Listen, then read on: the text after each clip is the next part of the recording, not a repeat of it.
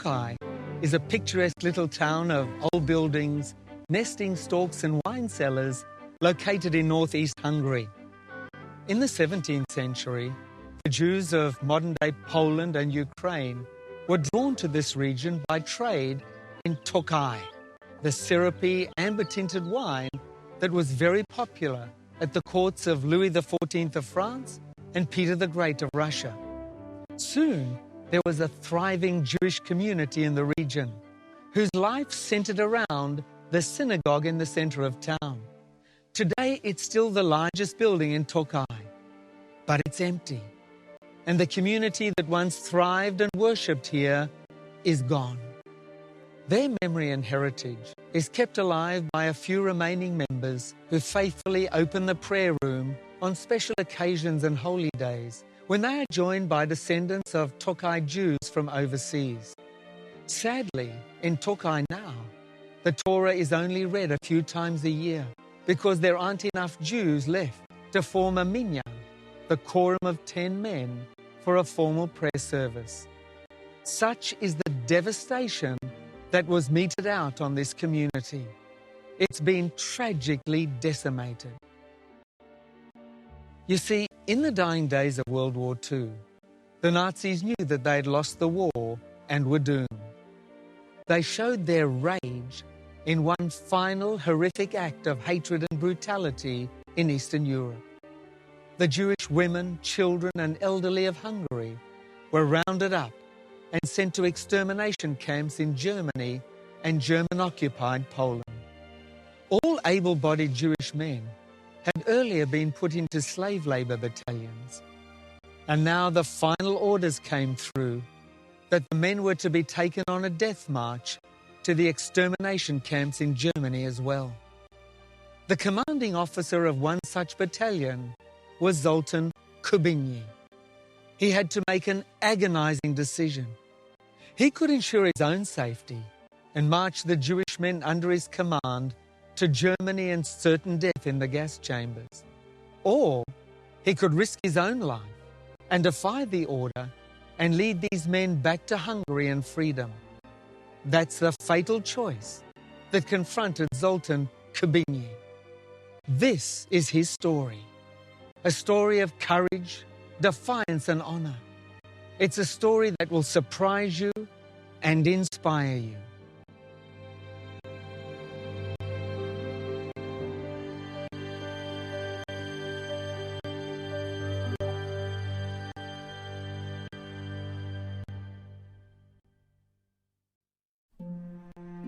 Zoltán Kubinyi was Hungarian, and he was an unlikely Nazi. For one, he was a soldier who refused to carry a gun.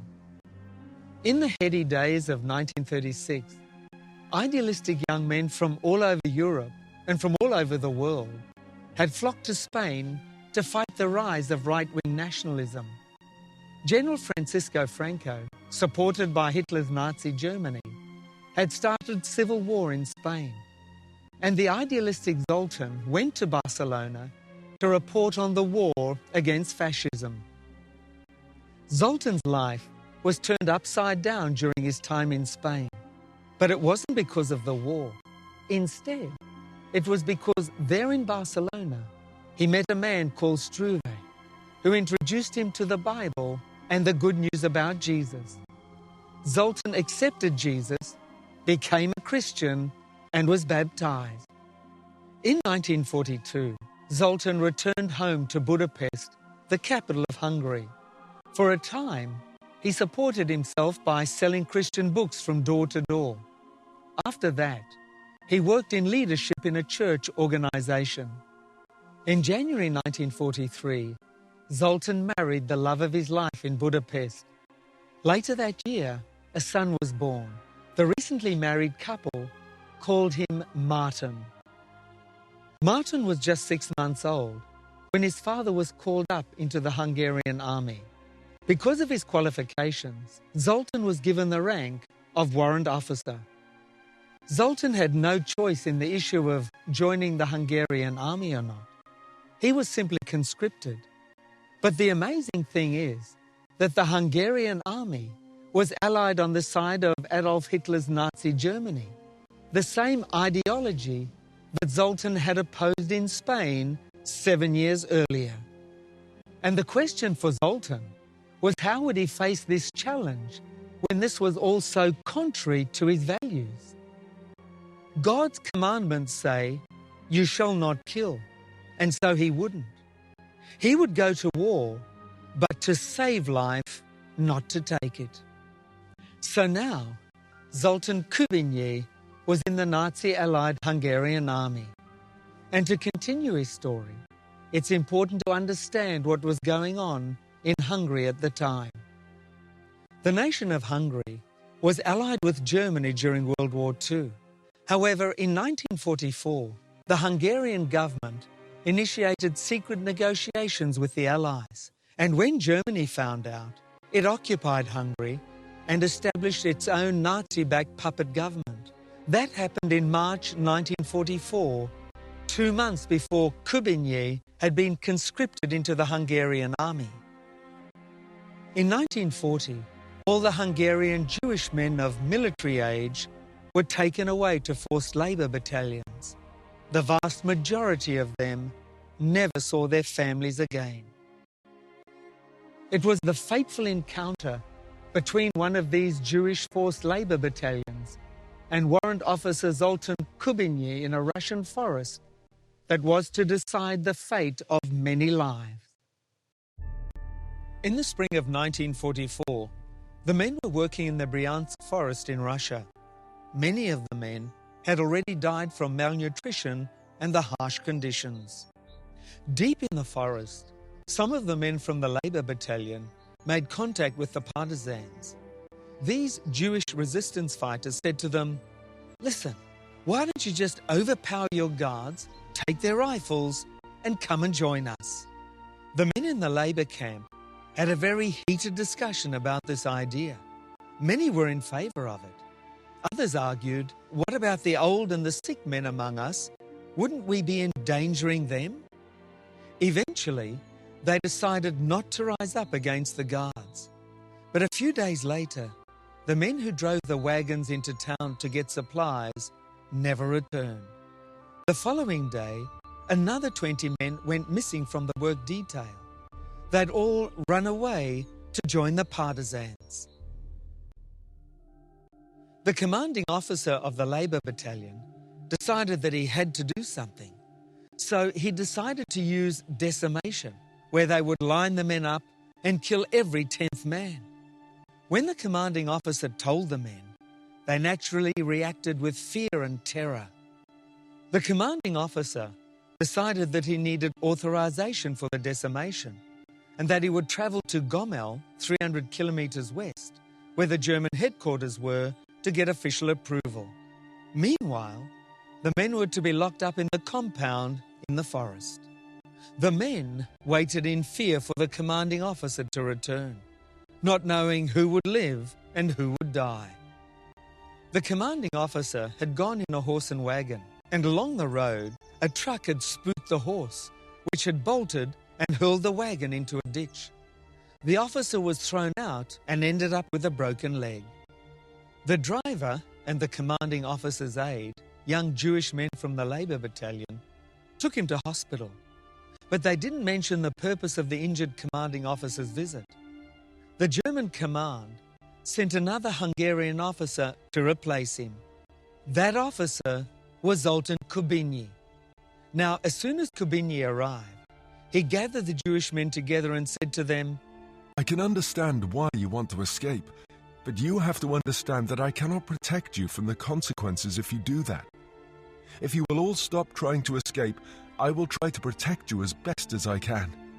Everyone agreed that they would stop trying to escape and trust Kubinyi to help them. And from that very first day, things got better. Morten Fuchs was one of the men and a survivor of that forced labour battalion. He said, Kubinyi was very different from all the commanding officers we had before him. The rest had been cruel, treating us horribly. We still worked long, hard days with little food, but he was kind and respectful to us. He protected us against the abusive German orders for physical labour by negotiating on our behalf. He always saw to it that we had humane lodging and enough food. Every day was a struggle for survival, but Kubinyi set about creating a sense of community among the men.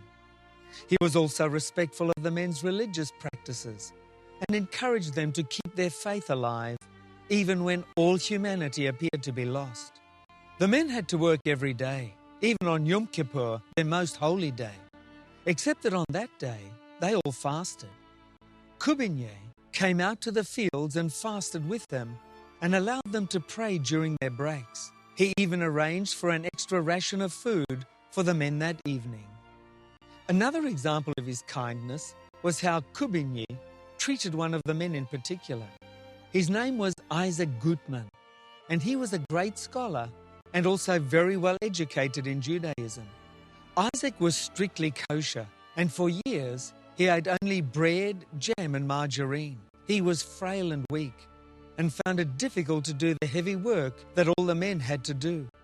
His life was endangered. So Kubinyi appointed him to be the camp rabbi, and then he didn't have to go out to work. Instead, once a week, he had to deliver a sermon.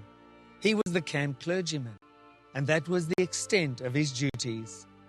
One morning, as they were being marched to a new location, they took a break by the side of the road, and as was his custom, Kubinyi allowed the men to pray during their break. And so the men were in the middle of their prayers when suddenly they saw a group of officers with soldiers coming toward them in trucks.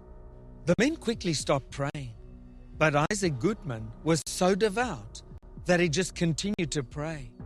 The men all urged him to stop, but he wasn't going to let anything interrupt his prayers.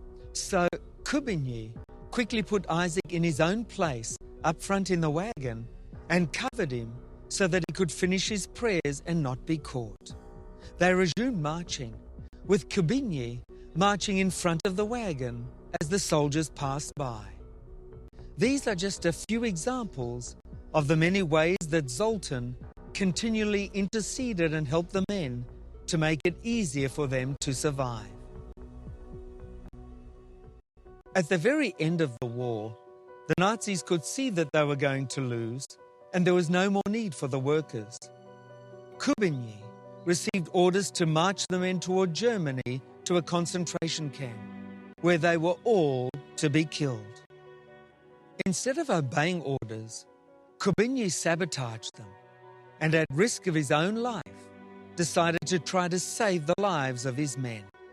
So he marched them in the opposite direction, back toward Hungary. Along the way, Kubinyi managed to hide the men in barns and farmhouses.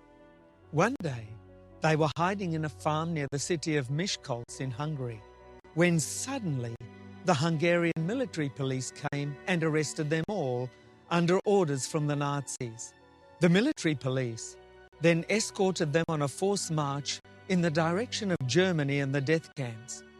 During this time, Kubinyi refused to abandon them and was always by their side, trying to help them and encourage them as best he could.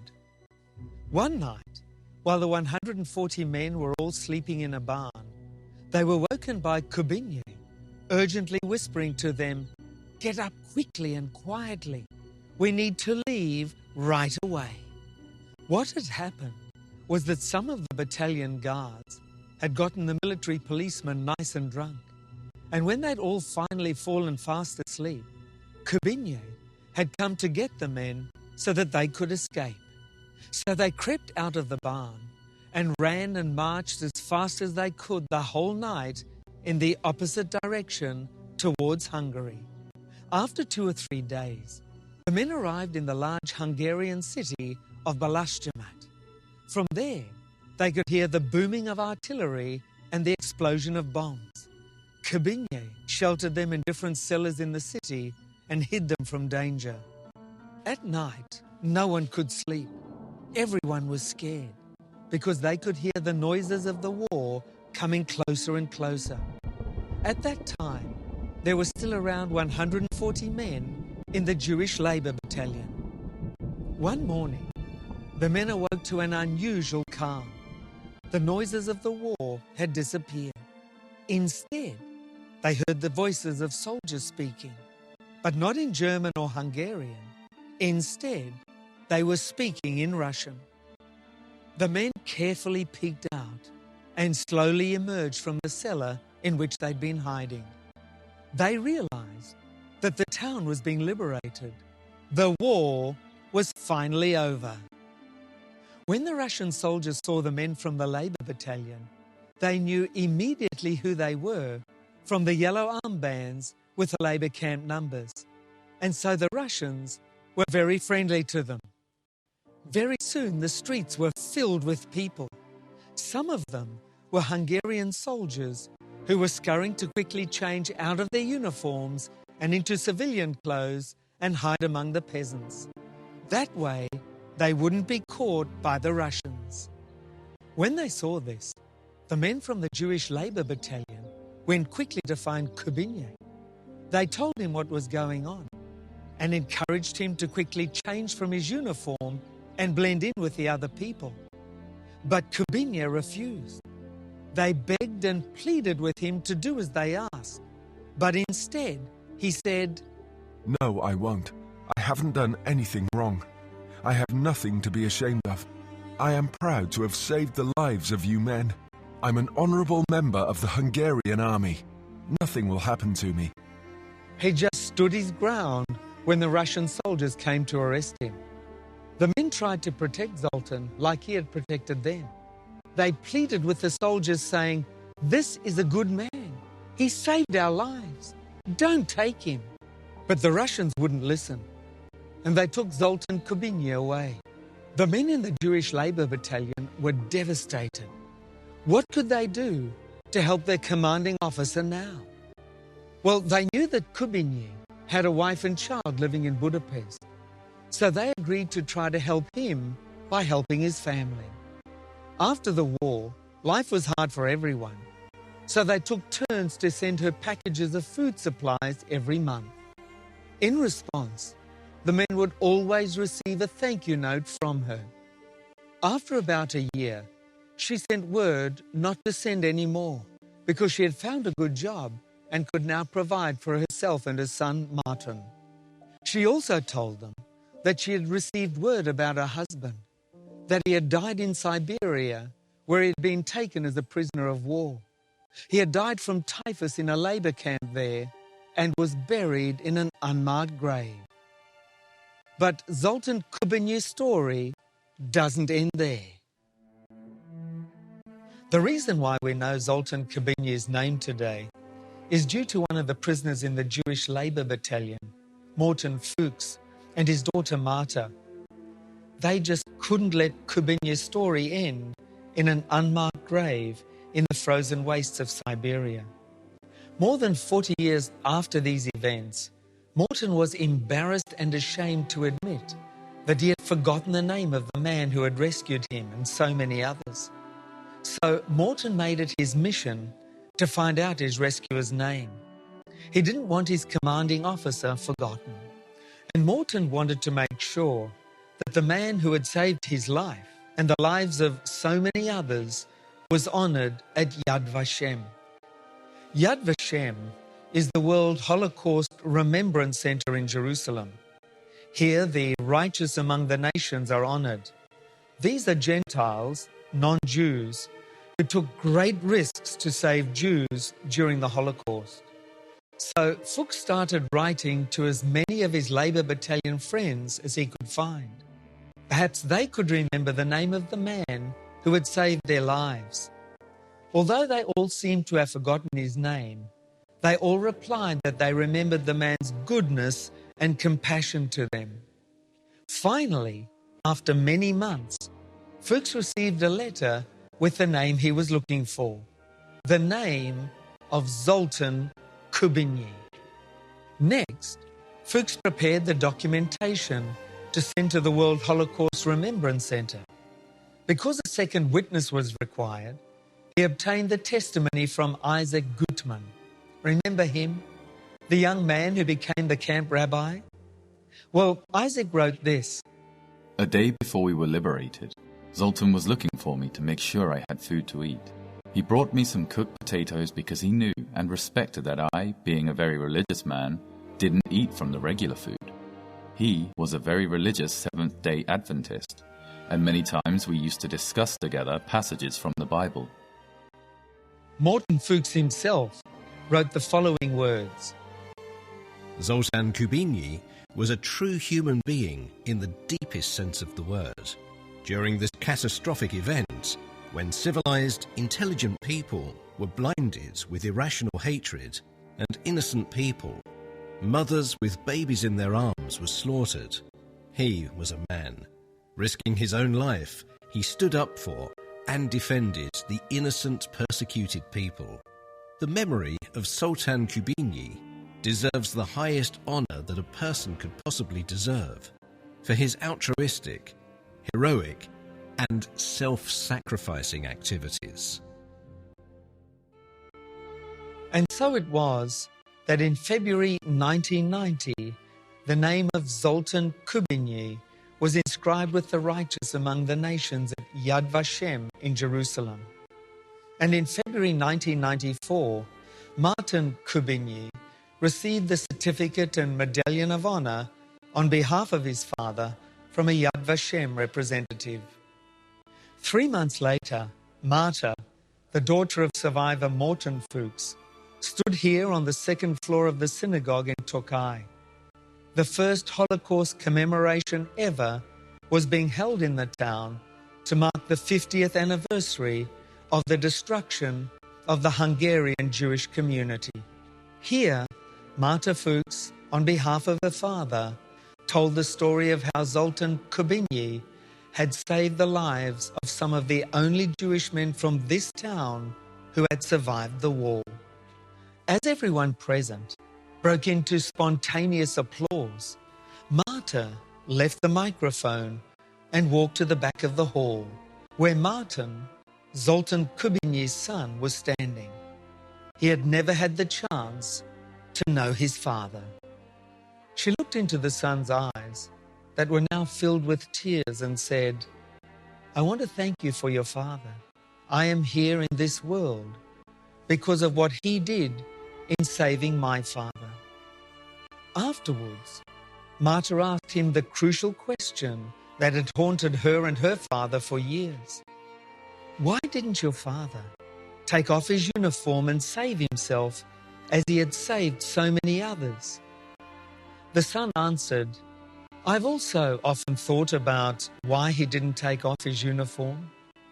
I think it was because he was such a religious man who was always honest and never lied. For him, it would have been a lie. He hadn't done anything wrong, so why should he take the uniform off?" And that is the mystery at the heart of Zoltán Kubinyi's story. Perhaps it's easy for us to say, well, what Kubinyi did was irrational and even wrong and foolish. He would have done nothing wrong by taking his uniform off. He would not only have saved himself, but he would have saved his wife and son much sorrow and grief. But here's a question to think about. Could the Zoltán Kubinyi, who courageously saved so many others without thought for himself, have been the same man who removed his uniform and deceived others to hide among the peasants? At the heart of Kubinyi's character, there seems to have been an unshakable sense of integrity and honor. He was guided by moral and religious principles. He held firm to principles that he simply would not betray. Even though Kubinyi wore a military uniform, he answered to a far higher commanding officer than anyone in the Hungarian army. It was the Bible that taught him that he ought to obey God rather than men. In one of the darkest eras in which the world was plunged into brutality and horror, it was the Bible that kept Kubinyi firmly focused on what was good and right.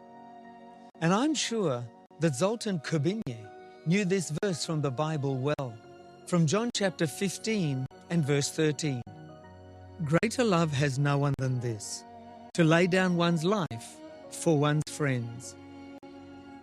Jesus is talking about how he would lay down his life for us, his friends. Kubinyi was prepared to lay down his life because he had learned to love like Jesus. So let me ask you, where are you heading in your journey through life? Do you need direction and purpose in your life? Have you experienced the love of God? It was the love of God that transformed an ordinary person like Zoltán Kubinyi into a hero, and it will do the same for you. Like Kubinyi, you too can leave a mark on this world for good. Yes, you can make a difference. If that's what you wish, why don't you join with me in this prayer? Dear Heavenly Father, we thank you for the life of Zoltán Kubinyi. We're so thankful that his name and his memory can be preserved. We know that you want us to leave a legacy of love and kindness in this world. So, Father, pour your love into our lives, and may we share that love with others. We ask this in Jesus' name. Amen.